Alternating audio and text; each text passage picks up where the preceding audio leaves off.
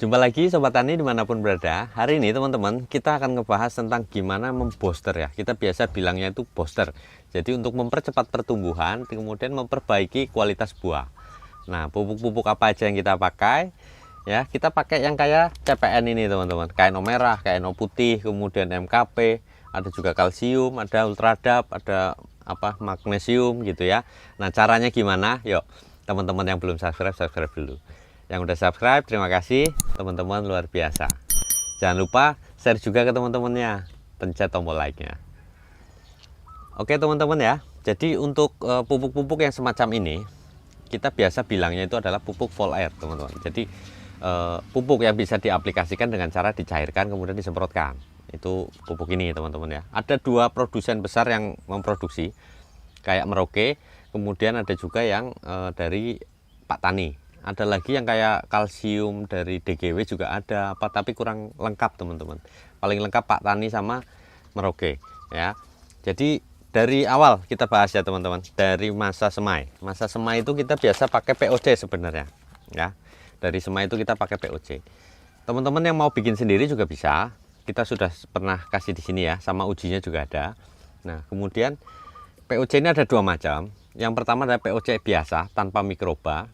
Yang kedua adalah POC yang dengan mikroba. Jadi ini berbeda. Bedanya apa?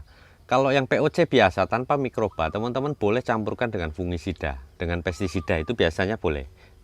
Ya, kalau yang ada mikrobanya, teman-teman nggak bisa campur. Kenapa? Kalau campur nanti dia jadi POC biasa, mikrobanya mati sama pestisida gitu, atau sama pupuk lain gitu ya. Makanya kalau yang hayati itu special case dan dia aplikasinya juga nggak bisa teman-teman pagi hari ya. Untuk yang hayati itu teman-teman mesti sore hari supaya memaksimalkan mikrobanya nanti bisa nyerap ke tanaman dan nyerap ke tanah ya.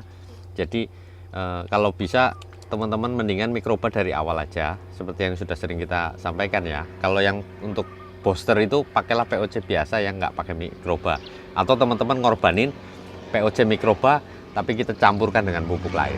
Itu untuk POC ya. Nah, itu untuk masa semai teman-teman ya. Kemudian kita masuk ke masa pertumbuhan atau masa vegetatif. Jadi masa vegetatif teman-teman bisa pakai POC aja, atau mungkin teman-teman pengen lebih cepat, karena kalau POC ini kan paling nggak 5 hari baru kelihatan gitu hasilnya ya. Tapi kalau pakai pupuk-pupuk seperti ini 3 hari udah kelihatan. Jadi bebas teman-teman mau pakai yang mana ya. Jadi kalau POC ini bisa diaplikasi dari awal sampai selesai panen pun bisa. Tapi kalau yang pupuk ini beda. Nah, caranya gini. Kalau masa pertumbuhan atau vegetatif kita pakai ultradap ya. Ini kalau Pak Tani ultradap, kalau yang dari Merauke itu MAP ya, Merauke MAP. Sama kandungannya, yaitu nitrogen atau N. Ini untuk daun ya. N ini fungsinya buat daun teman-teman. Itu 12%, sedangkan fosfat itu untuk batang sama akar itu 60%. Kalau yang MAP itu 61% kalau tidak salah ya. Ini kemudian kita mesti campur juga dengan ini teman-teman ya, magnesium sulfat. Ini yang ini warna ini dari Merauke teman-teman. Kalau yang dari Pak Tani warnanya hijau, tulisannya juga magnesium sulfat gitu. Dosisnya berapa? Dosisnya kalau yang ini ultradap ini kita pakai adalah 2 gram per liter. Yang ini juga sama 2 gram per liter ya. Jadi kalau kita mau pakai 1 tank itu teman-teman bisa pakai 2 sendok sampai 3 sendok tergantung tangkinya. Kalau tangki yang 14 liter 2 sendok udah cukup. Kalau yang 16 liter biasa kita pakai 2,5 lah atau 3 lah gitu ya. Ini juga sama. Kalau teman-teman yang pakai tank kecil 5 liter pakai sendok teh aja udah cukup. 1 sendok teh 1 sendok teh. Itu kayak gitu teman-teman ya. Nah kemudian biasanya teman-teman di masa pertumbuhan ini ada yang minta pakai KNO merah, bisa nggak gitu ya? Bisa. Nah KNO merah itu yang kayak gini teman-teman ya. Ini harganya menurut saya mahal. Kenapa? Karena 2 kilo 45.000 teman-teman ya. Kita biasa bikin sendiri ya kan. Ini kalau KNO merah, karena warnanya merah, isinya sama dengan KNO putih ya, tapi ini warnanya putih, kandungan K-nya lebih tinggi. Nah jadi kalau untuk pertumbuhan kita pakai yang merah itu 15-15. Jadi nitrogennya 15, kaliumnya 15 juga. Bebas klor. Jadi kalau KCl itu ada klornya teman-teman ya. Sama-sama kalium tapi ada klornya kalau KCl. Sedangkan ini nggak ada. Kemudian ini N-nya 15 dalam bentuk nitrat. Kalau kita bikin sendiri teman-teman, itu jatuhnya lebih murah ya. Makanya mendingan bikinlah. Ini kita pakai itu boroni ya. Boroninya ini misalnya kita pakai itu 4 kilo ya. Boroni 4 kilo, KCl-nya 1 kilo teman-teman. Jadi perbandingannya adalah 1 KCl 4 boroni ya. 1 KCl 4 boroni teman-teman. Nah, tapi ketemunya nggak 15-15, nggak sama dengan ini ya. Kita udah hitung semuanya. Jadi kalau kita pakai boroni 4 kilo kemudian KCl 1 kilo, itu ketemunya adalah N-nya 12%, K-nya 12% ya. Jadi ada selisih 3%. Ngaruh enggak? Ya kan ini booster, jadi yang penting dikasih kan itu untuk nambah gitu loh, bukan sebagai pupuk utama gitu. Kecuali teman-teman pupuk utama ya misalnya pakai KNO merahnya 5 gram, teman-teman bisa pakai ini berarti 7 gram atau 6 gram, itu akan sama nanti ya. Jadi tinggal penambahan di aplikasinya aja. Ini adalah khusus masa vegetatif ya, pertumbuhan teman-teman ya, KNO merah. Nah kemudian kita bikin masa pembungaan ya. Pembungaan itu cirinya apa? Kalau kekurangan pupuk yaitu rontok bunganya ya. Cabai rontok, tomat tuh yang paling sering ya. Jadi baru berbunga rontok dia, baru berbunga rontok. Nah kita pakai apa ini? Kita pakai MKP teman-teman, monokalium fosfat ya. Jadi unsurnya adalah P 52%. Nah kemudian K-nya teman-teman, kaliumnya itu 34%. Nah kita juga tetap tambahkan magnesium sulfat ini ya. Jadi untuk pembungaan adalah harus MKP dan ini, nggak bisa diganti lain ini teman-teman. Karena waktu pembungaan supaya dia tidak rontok, dia butuh unsur P dan K yang tinggi ya. Ini kita pakai, kemudian ini kita pakai juga magnesium sulfat. Nah magnesium sulfat ini isinya apa? Magnesium sulfat itu isinya adalah MgO, magnesium dan juga sulfur ya. Nah tugasnya adalah untuk menambah hijau daun. Jadi nanti memperbaiki kualitas daun dari MgO sama sulfurnya, karena sulfur itu sebagai transporternya nitrogen teman-teman. Jadi ini mereka akan bekerja sama.